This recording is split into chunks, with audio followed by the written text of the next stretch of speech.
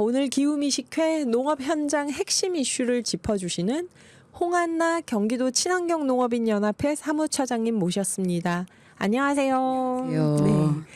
처장님 이제 2달밖에 안 남았잖아요. 그러게요. 벌써 올해가 그러게요. 너무 이제 빠릅니다. 10월의 마지막 밤도 얼마 안 남았고 그러네요.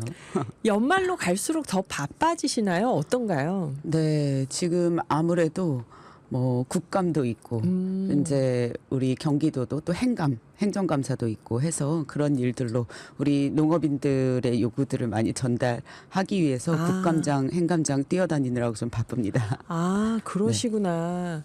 국정감사. 네. 그 행안부 감사하는 데 가셔가지고 이제 네. 농민들 의견을 반영할 게 가서 목소리를 내시는 거죠? 네, 네, 맞습니다. 어떤 게 가서 말씀하실 때 어떤 얘기를 주로 하실까요? 제가 25일 날 국감 이제 참고인으로 출석해서 그러니까 증언을 좀 했었는데요. 이런 거 말씀해 주시지. 그럼 텔레비전 나왔을 거 아니에요? 네, 정책 나왔습니다. TV 이런데. 네, 맞습니다. 네네. 최고의 이슈는 농산물 가격 폭등 문제였었어요. 네, 기후 문제로 이제 생산 너무 불안정하다 보니까 네. 농산물 가격이 뛰는데 이 생산 안정화 대책은 없고 전부 수입 대책이었습니다. 심지어는 이제 관세법까지 어겨가면서 정부가 너무 많은 그러니까 수입에만 대책을 의존하고 있는 것과 관련해서 국회의원들이 엄청나게 좀 질타를 많이 했고요. 네. 저도 이제 올해 농업 재해 관련해서 특히 우리 기후미식회에서 방송했던 뿔라박 문제 네, 가지고 좀 네. 증언을 했는데 이런 것에 대한 수입만 할 것이 아니라 이런 농업 재해에 대한 그러니까 연구와 대책이 좀 강력하게 필요하다 이런 내용 이야기하고 왔습니다. 어떻든가요? 말씀하시니까 귀담아 들으시죠? 일단은. 아닌 것 같았습니다. 홍한나 처장님 앞에서 말씀하시는데 안 듣기 어려울 텐데. 열심히 대책을 마련하겠습니다가 그냥 답변이었습니다. 네.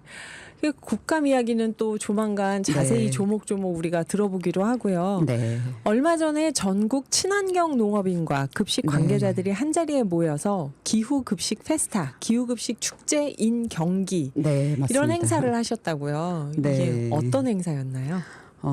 얼마 안 됐습니다. 10월 13일부터 15일까지, 그러니까 2박 3일간 수원 컨벤션 센터에서 이제 행사가 진행이 됐는데요. 전국의 친환경 농업 관련 관계자들, 그리고 이제 급식 운동을 오래 해왔었던 급식 관련된 시민사회 전국의 대표단들이 다 참석을 해서 행사를 진행했는데요. 네. 아까 이제 진행자분께서도 앞서서 그런 말씀 해주셨는데 지금 이제 먹거리 정책이 기후위기를 극복하는 데 있어서 상당히 중요하다라고 하는 것이 전 세계가 동일하게 좀 인식하고 있는 문제인 것 같습니다. 네. 그래서 뭐 심지어는 하버드 대학에서 미국의 공립 학교 3,000명이나 된대요. 학생들이 3천만 명이나 된다고 네, 합니다. 네. 여기에 급식만 바꾼다 하더라도 어마어마한 탄소 배출량을 줄일 수 있다. 이런 연구를 하기도 했고요. 정말 그럴 것 같아요. 네네, 사진 보면 실제로. 미국 급식은 정말 어이가 없는 걸 먹이더라고요. 아이들한테. 정말 황당하더라고요. 우리나라가 훨씬 선진적이구나. 그러니까요. 이런 네. 생각을 했고 영국 같은 경우에도 학교 급식만 바꿔도 연간 그러니까 1억 킬로그램의 이산화탄소 배출을 줄일 수 있다 이런 연구를 하고 있는데요. 네. 한국에서도 이런 선진적인 좀 급식 정책들을 펼침으로 인해서 이 먹거리 정책으로 그 탄소를 줄이고 그다음에 기후위기를 극복하자라고 하는 주제를 가지고 이번 네. 행사를 좀 진행했습니다. 먹거리 정책으로 탄소 절감을 할 수 있는데 네. 학교 급식에서부터 좀 더 실천을 해보자 네, 네, 이런 맞습니다. 거였겠네요. 네. 그래서 이 기후급식 페스타인 경기 행사장 사진이 네. 청취자 문자로 막 들어왔었어요. 그래요? 그 현장에 있던 청취자분이 계셨나 봐요. 그래서 네. 이거 이런 거 하면은 저기 홍한나 선생님 여기 계실 텐데 하면서 봤는데 친환경 뭐 농업인 막 네. 이런 것도 써 있길래 맞습니다. 이 급식 페스타에서 어떤 행사가 있었는지는 저희가 뭐 하나쯤 들어봐도 될 것 같은데 어떤 행사가 있었을까요? 일단은 아주 다채롭게 진행이 됐는데요. 세계 각국의 유기농과 연계한 급식 정책에 관련된 이제 기조강연과 컨퍼런스 이런 것들이 진행이 됐고 그리고 이제 학생들과 선생님이 학교 영양사 선생님이 네. 저탄소 급식 레시피를 만드신 거예요. 그래서 이걸 이제 공모전이 진행됐었는데 네, 그래서 여기에서 1등을 한 게 나물 피자입니다. 아하. 학생들 채소류나 나물 나오면 엄청나게 잔반 많이 안 먹어요? 네, 근데 이거는 잔반이 하나도 남지 않았다고. 나물 피자를 하니까. 네, 나물 피자요. 네, 아. 그래서 그게 이제 1등 수상을 하셨는데요. 네. 영양사 선생님께서 그런 레시피 공모전도 있었고 친환경, 기후 급식, 친환경 급식 이런 걸로 이제 N행시, 4행시, 3행시 짓기 학생들이 참여해서 네. 기후 쿠폰도 많이 받아가고 또 친환경 급식의 이제 효과에 대한 다채로운 이제 홍보와 전시들도 진행이 됐었습니다. 그 저희 때는 막 어머니가 싸주신 도시락 들고 다니니까 어머니 손맛 그랬는데 맞아요. 요즘 어린이들 보면 집밥보다 급식이 맛있다고 그러는 급식 때문에 친구들도 학교 많고. 가는 친구들도 있더라고요. 그렇겠네요. 영양사 선생님께서 집에서 안 먹는 나물 피자로까지 만들어 주시니 네. 좋을 수밖에 없겠네요, 진짜. 네. 그래요. 근데 이번 행사에서 처장님이 가장 주목해서 보신 논제는 뭐가 있었을까요? 급식과 유기농업을 연계한 각국의 정책들이 제일 좀 눈길을 끌었는데요. 네. 전국의 대표단만 참가했던 것이 아니고 세계 유기농 운동 연맹에 참여하고 있는 각국 대표단, 스웨덴, 프랑스, 유럽연합 이런 곳에서도 참가를 해주셨었어요. 네. 그래서 이제 컨퍼런스에 참여해 주셨었는데 여기에서 이제 발표했던 주제들이 상당히 인상이 깊었습니다. 네, 먼저 이제 아이폼 아시아 요스테인 사무총장님이 발표한 내용 중에는 유기농업으로만 급식 식단을 바꾸면? 만들더라도 탄소 배출량 60% 이상 감소시킬 수 있다라고 하는 결과를 좀 발표해 주셨는데요.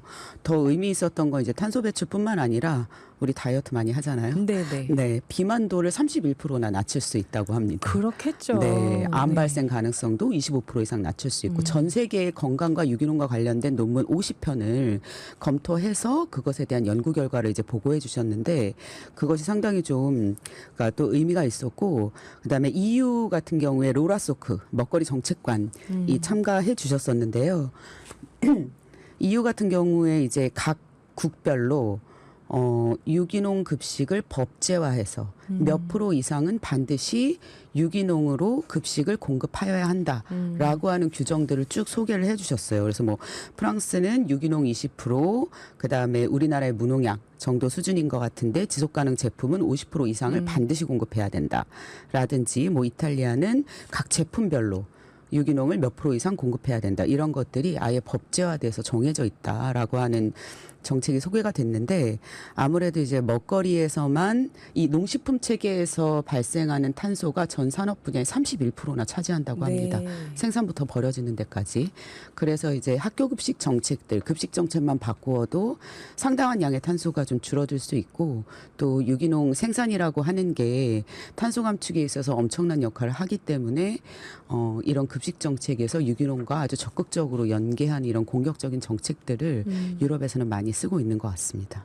그러니까 급식에서 친환경을 할 때 네. 아이들 건강도 좋아지지만 그것 자체가 탄소 감축을 하는 게 엄청난 효과가 그게 있다. 친환경 네. 농업하고 연결해서 선순환이 네. 된다는 거죠. 네네 근데 맞습니다. 아까 처장님 말씀하실 때 아이폼 아시아 사무총장이 탄소가 60% 감축된다고 네네. 얘기한 거 네. 친환경 급식을 할 때 네네. 그거는 먹거리로 발생되는 탄소의 60%를 감축한다는 거죠. 생산 분야만 생산 그렇다는 분야만. 겁니다. 그래서 폐기 분야까지 전체 다 했을 경우에는 훨씬 더 이제 많은 양이 좀 추산이 될 것 같은데요.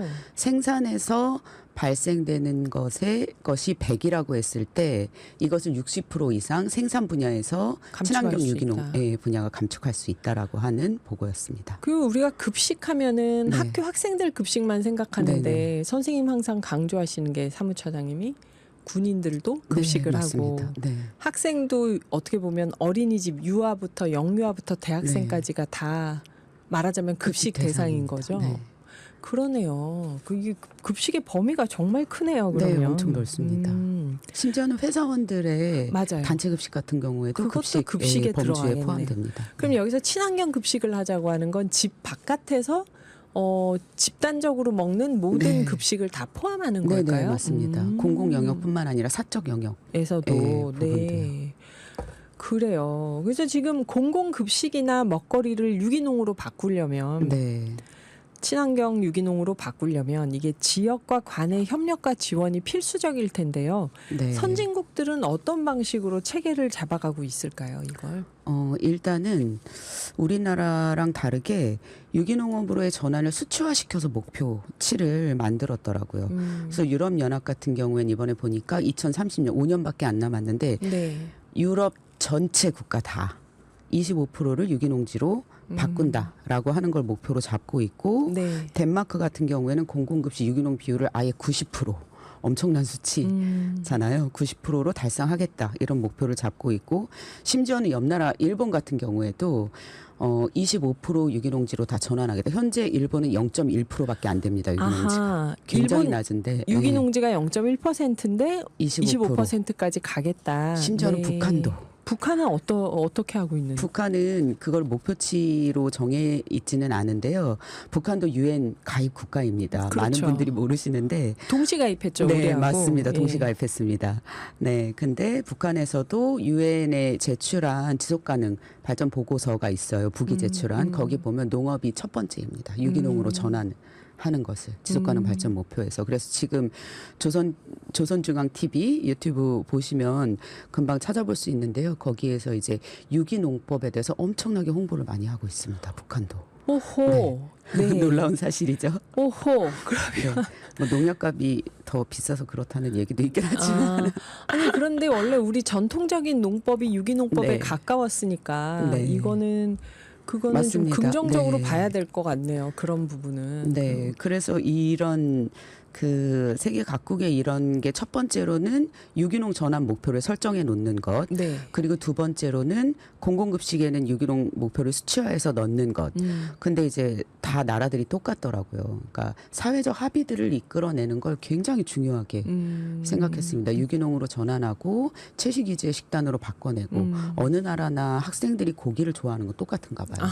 스웨덴에서 발표해 주셨는데 채식 위주의 기후 식단으로 바꾸는 걸 학부모들과 학생들 협의하는 과정이 너무 힘들었다라고 네. 말씀하셨는데 대신에 이제 기업이나 이런 학교 학생들 그리고 이제 대학들 이런 협력 관계들을 구축해서 추진체를 만들고 식단도 개발하고 일단 맛있어야 먹으니까 식단도 개발하고 그것들을 실험하기도 하고 네. 네 그리고 무조건 재료는 지역산 국내에서 생산된 것만 사용하고 네 요렇게 그 협력 관계를 구축해서 계속 유기농으로 급식을 기후급식으로 전환해 나가는 작업들을 하고 있었다는 게 상당히 좀 인상적이었습니다. 네, 사실 근데 우리는 전통 농법도 유기농에 가까웠지만 맞습니다. 우리 전통 식단이 또 채식에 가까우니까 네. 오히려 스웨덴보다 더 쉬울 것 같은데 채식 급식 식단을 만드는 건 아까 뭐 네. 나물 피자 말씀하신 것처럼 네, 맞습니다. 이게 그러면은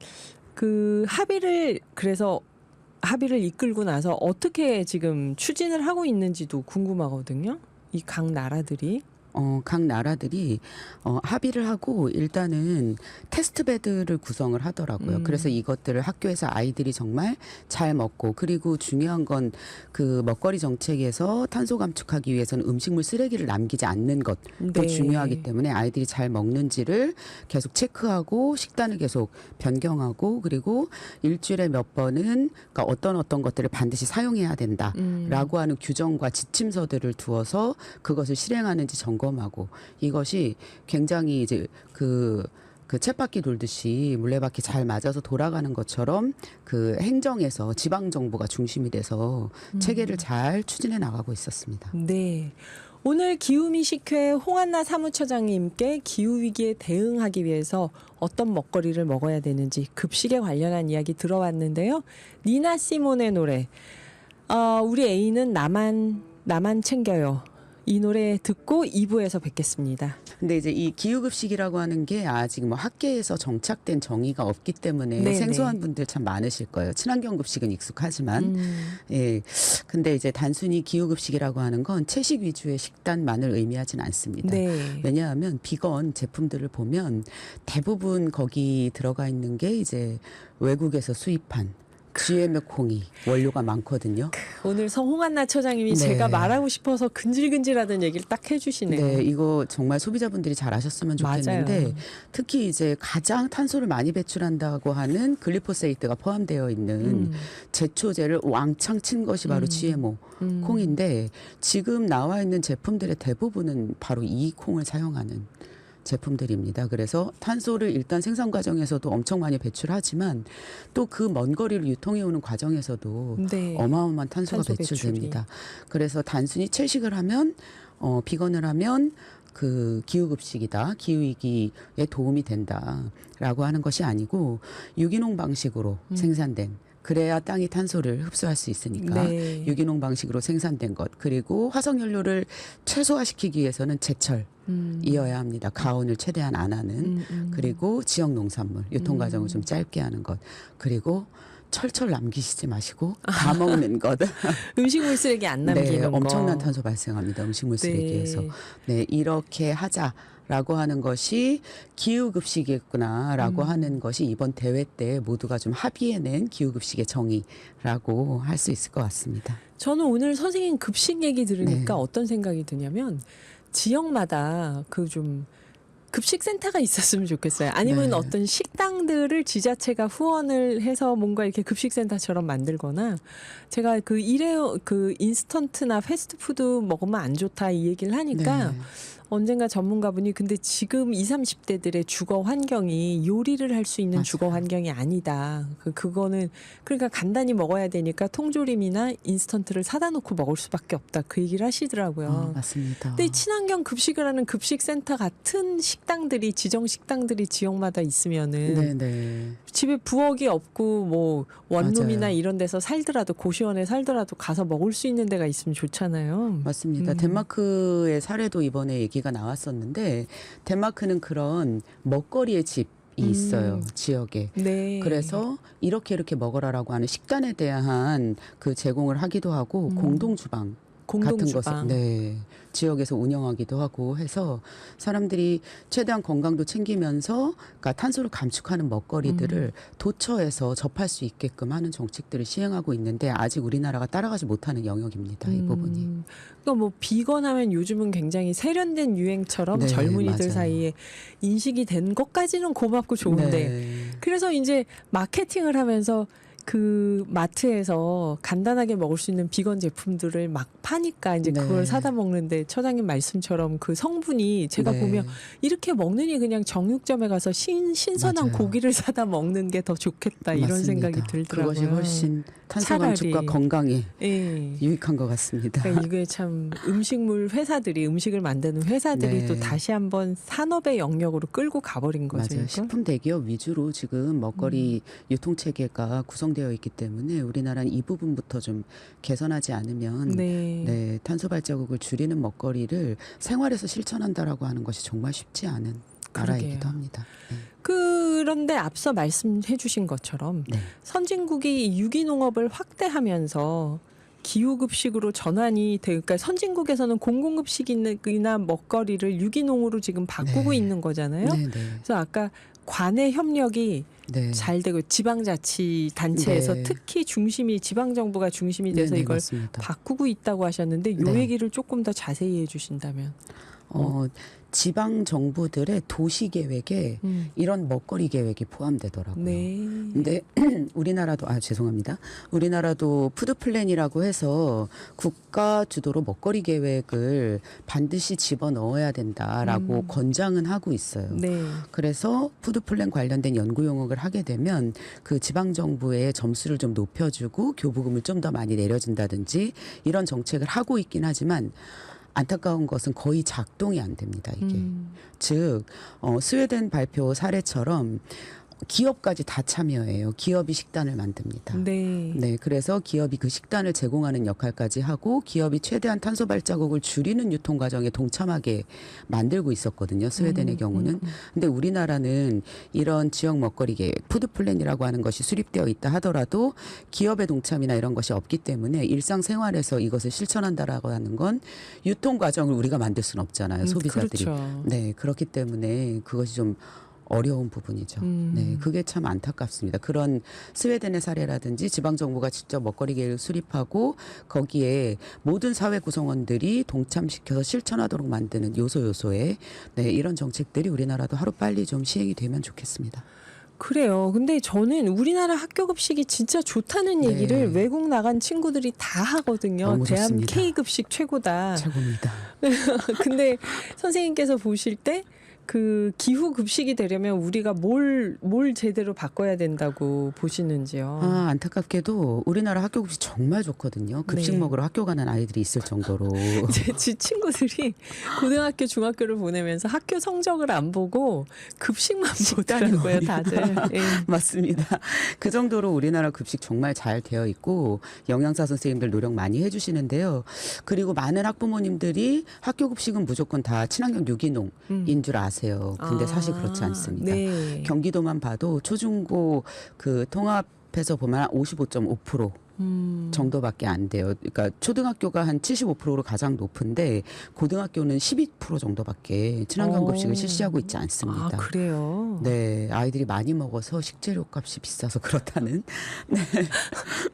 성인보다 훨씬 많이 먹을 나이이기 때문에 네. 네, 우스갯소리이긴 한데 유럽 앞서 말씀드렸던 유럽 사례처럼 몇 프로 이상은 유기농으로 공급해야 한다라고 하는 것이 제도화되어 있지 않아요. 그래서 영양사 선생님들이 선택하기 나름입니다.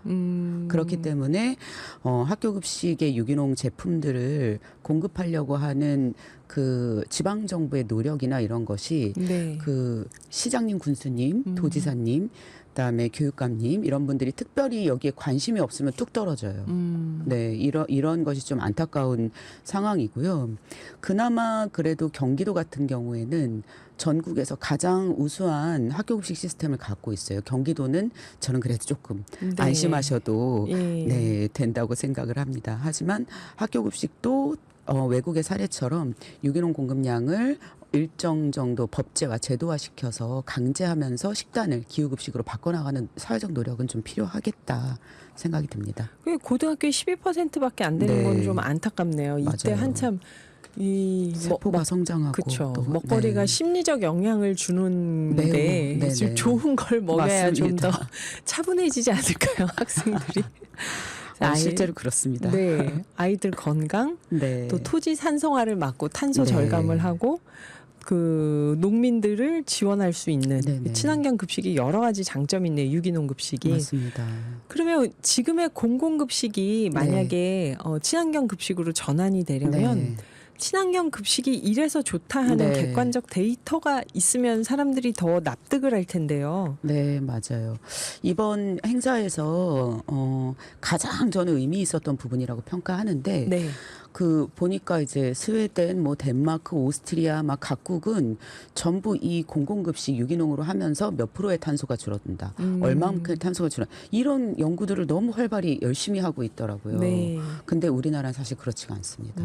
그런 연구 앞만 뒤져봐도 없는데 이번 대회에서 그 장경호 박사님, 전 네. 청와대 행정관으로 근무하셨던 박사님이 경기도 사례를 연구하셨어요.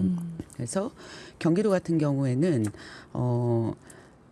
임산부들한테 친환경 농산물 공급하고 태아 때 친환경 농산물을 경험하는 거죠. 그리고 영유아 친환경 유기농 쌀을 공급하고 있습니다. 그 다음 단계로 넘어가면 학교 급식이 있고요. 네. 그리고 그 다음 단계 군급식이 있습니다. 네, 그래서 다층적으로 적어도 경기도에서 태어나서 살면 몇 차례 정도 이런 기후급식을 경험하게 되는 것인데요. 이런 경기도가 시행하고 있는 다양한 기후급식을 통해서 얼만큼 탄소를 감축하는가를 산출해 내신 거예요, 네, 박사님께서. 네. 근데 자그마치 1억 3,830만 킬로그램 매 연간 탄소가 경기도가 시행하는 각종의 기후급식을 통해서 감축된다. 근데 이렇게 라고, 말씀하시면 네. 저는 와 숫자는 크다. 크다. 근데 이게 어느 정도의 탄소인지를 그러니까 이제 딱 와닿지가 예, 않는데 예. 이게 이제 30년 된 소나무가 흡수하는 탄소 양과 비교했을 때 연간 최대 2,100만 그루. 와 2,100그루가 아니라 2,100그루가 아니라 2,100만 그루. 2,100만 그루입니다. 와. 엄청나죠. 네.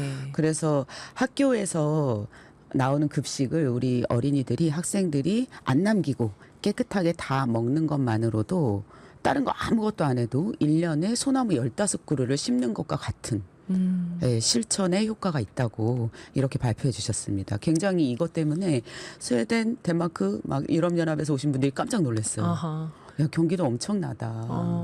그러니까 이렇게 수치를 산출해내는 것이 기후급식으로 전환하는 데서 상당히 의미가 있다. 이렇게 이제 얘기해 주셨고요. 뿐만 아니라 이제 이거를 이제 우리 가전기기로 환산했을 때, 네. 에어컨 1년에 130만 대가 배출하는 탄소만큼을 줄여주는 역할을 하는 거고요. 컴퓨터 210만 대 이상 배출하는 탄소를 감축시켜주는 그런 효과가 있다라고 하는 것까지 발표해 경기도 주셨습니다. 지역 친환경 급식만으로 경기도만 한정했을 때요. 전국이 아니라 전국 아니고요. 전국은 경기도만큼 친환경 급식 비율이 높지가 않습니다. 그렇군요. 네. 네, 친환경 급식을 했을 경우 이 정도 효과가 있다고 하면 네. 분명히 기후 위기 대응에 도움이 되는 기후 급식일 텐데요. 네, 맞습니다. 그 공공 급식만이 아니라 네. 먹거리 체계를 유기농업, 친환경 농업으로 확대하려면 생산자들도 이 방향으로 움직이도록 해야 할 텐데요. 네. 우리 그 얘기는 노래 한 곡 듣고 이어서 마저 하도록 하죠. 홍한나 경기도 친환경 농업인 연합회 사무처장님과 이야기 나누고 있습니다. 아까 그 공공급식뿐만 아니라 먹거리 체계를 다 네. 유기농업, 친환경 농업으로 확대하려면 생산자를 다 이쪽 네. 방향으로 움직이도록 해야 하는데 우리는 친환경 농가가 점점 감소하는 추세라고 늘 걱정하셨잖아요. 근데 이게 어떤 뒷받침이 있어야 친환경 농업으로 전환하는지 요 얘기로 본격적으로 들어가기 전에 네. 아까 그 학교 급식 네네. 얘기를 저희가 쭉 했는데 네.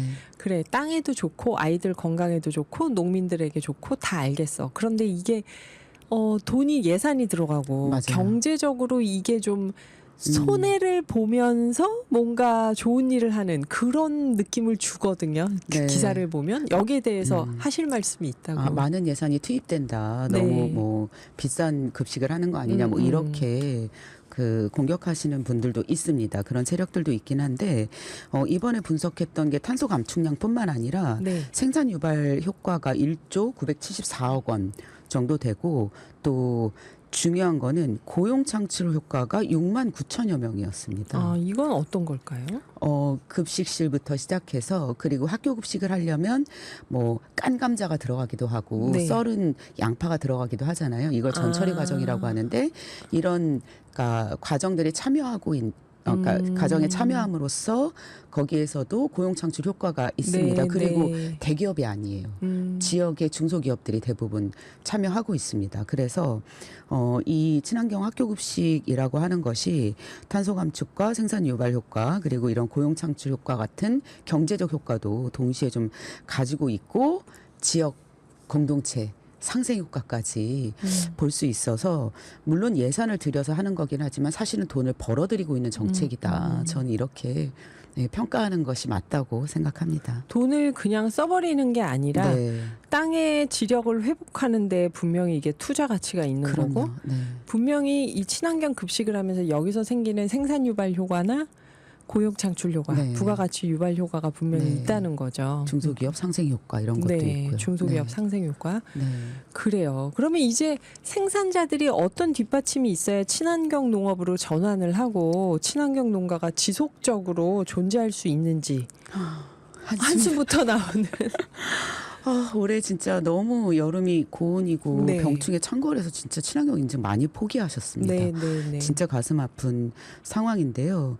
국감에도 가서 제가 얘기했지만 정부가 R&D 예산 대폭 삭감하면서 농진청 이런 기후 대응 연구 R&D 예산도 엄청 삭감이 됐어요. 네, 네. 그러다 보니까 적기 대응이라고 하는 게 사실상 불가능한 겁니다. 이런 기후위기로 인해서 해충이라든지 이런 것들은 훨씬 창궐하는데 그러니까 결국은 농약을 치면서 인증을 포기하고 친환경을 포기하시는 사태가 벌어집니다. 그래서 친환경 판로 학교 급식이라든지 공공 급식을 통해서 안정적인 여기다 납품하면 나는 그래도 안정적으로 소득이 있어라고 하는 안정적인 판로를 마련하는 게 가장 친환경 농업 전환하는 하는 데 있어서 중요한 정책인 건 맞는데요. 네. 이런 기후 대응 어떤 연구라든지 그다음에 적기 대응이라든지 농민들이 좀 안심하고 병해충이 나와도 그래도 이런 지원 정책 때문에 나는 친환경을 포기하지 않을 수 있어라고 안심할 수 있는 그 연구 활동이라든지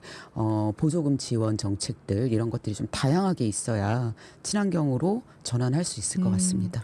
R&D 예산 깎였다고 해서 과학자들만 네. 걱정했더니 그게 이렇게 또 우리 네, 밥상하고 연결이 맞습니다. 되네요. 네. 온 분야의 R&D 예산을 다 깎아가지고 안타깝습니다. 그러게요. 안타깝네요. 네. 친환경 농민분들이 기후 위기를 대응할 수 있는데도 역시 농진청의 R&D 예산이 필요하다. 네. 그래요. 그러면 소비자가 친환경 농산물을 많이 찾아야 또 많이 네. 팔 수 있으니까 소비자 역할도 중요할 텐데요. 네. 그러면 소비자들이 이게 친환경이야 좀 확실하게 알려면은 예전에도 마크 여러 개 네네. 처장님 알려주셨는데 제가 맞습니다. 솔직하게 말씀드리면 아직도 구분을 정확하게 못하고 있습니다. 네. 이게 좀 어떻게 개선이 될 수는 없을까요? 개선이 안 될 것 같아요. 아하. 네. 왜냐하면 친환경은 적고 네. 그리고 친환경이 아닌 것들에 대한 인증 정책 쪽이 훨씬 더 힘이 셉니다. 예산이 더 많이 들어가 있고 우리나라는. 네. 그래서 친환경 유기농을 정책적으로 이렇게 권장하지 않는다는 게 가장 큰 한계인데 네. 그래도 소비자들이 많이 찾게 되면 많이 늘어날 수 있을 거라고 생각이 드는데요.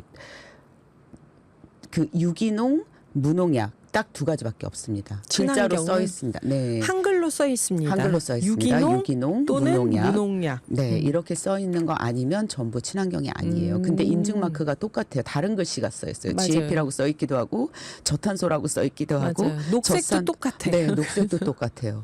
저탄소도 100% 친환경이 아닙니다. 네. 근데 많은 분들이 GAP나 저탄소가 훨씬 더 환경에 도움이 된다고 착각하시죠. 그렇죠. 마크를 영어로 써 이렇게 있으니까 만들어놔서. 또 네. 멋있어요. 솔직히. 그래서 GAP를 1등 가장 좋은 거라고 평가하시는 네. 분들도 있었는데 잘못된 상식이고요.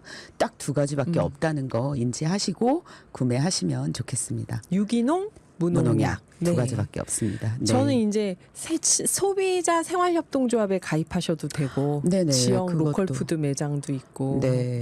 아까 말씀드렸던 유통이 거의 사실은 잘 친환경 농산물 이루어지지 않고 있기 때문에 뭐 둘에나 한 살림 행복중심 여러 이제 그 친환경 소비 생협에 가입하시는 것도 친환경 유기농업을 확산하는 데 있어서 좋은 실천이다라고 네. 생각합니다. 또 네. 홍한나 처장님이 친환경 농업인 분들을 대신해서 정부 관계자나 소비자들에게 당부하고 싶은 말씀이 많을 것 같은데요. 오늘 끝으로 말씀 네. 들으면서 마무리해 보겠습니다. 네.